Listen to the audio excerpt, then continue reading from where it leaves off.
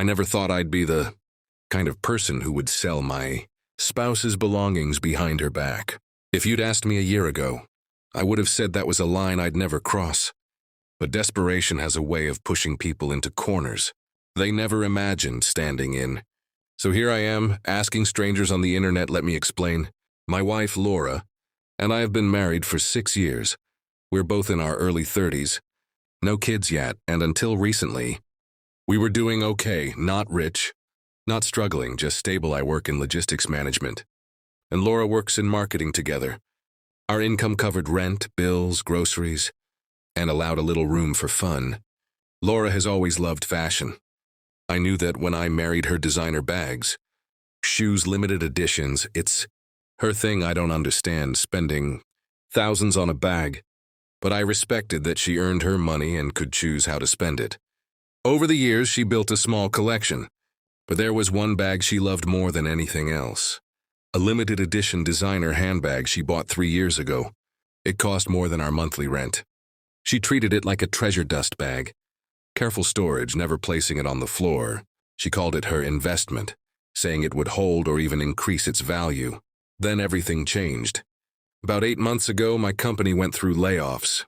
I was one of them. I got 2 months of severance, and at first we weren't panicking. I applied everywhere. Laura told me not to stress and said we'd get through it together.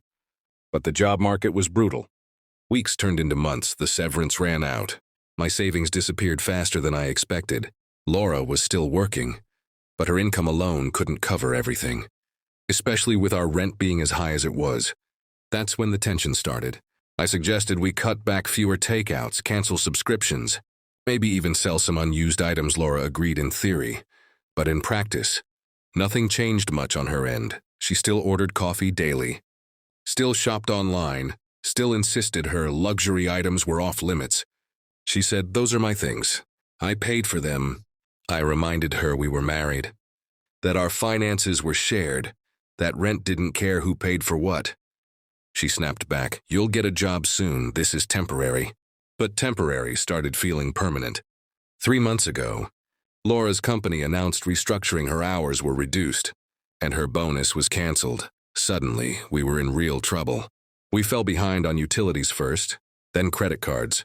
I swallowed my pride and borrowed from my brother to cover 1 month's rent. I did it.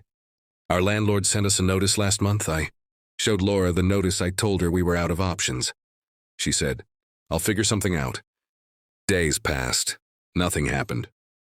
I asked her directly, "Can we sell the bag?" Her reaction was explosive. "No, absolutely not. That bag is mine.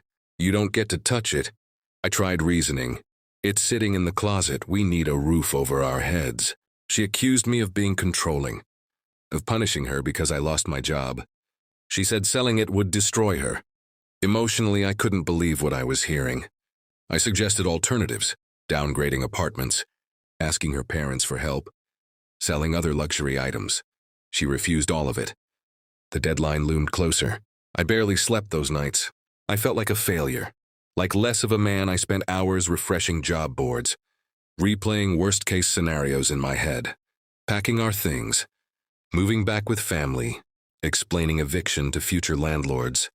2 days before rent was due, Laura left for a weekend mental reset at her sister's place. She told me she needed space and didn't want to talk about money anymore. That's when I made the decision. I took the bag out of the closet. My hands were shaking. I knew its value. Laura had told me enough times. I contacted a luxury resale shop downtown. They authenticated it and offered a price that would cover rent and part of the utilities.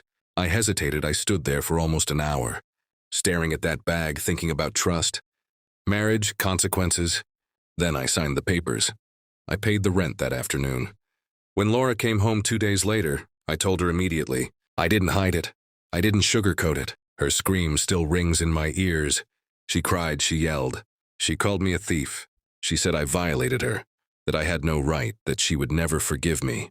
She said that bag represented years of hard work and identity, and that I'd sold her happiness.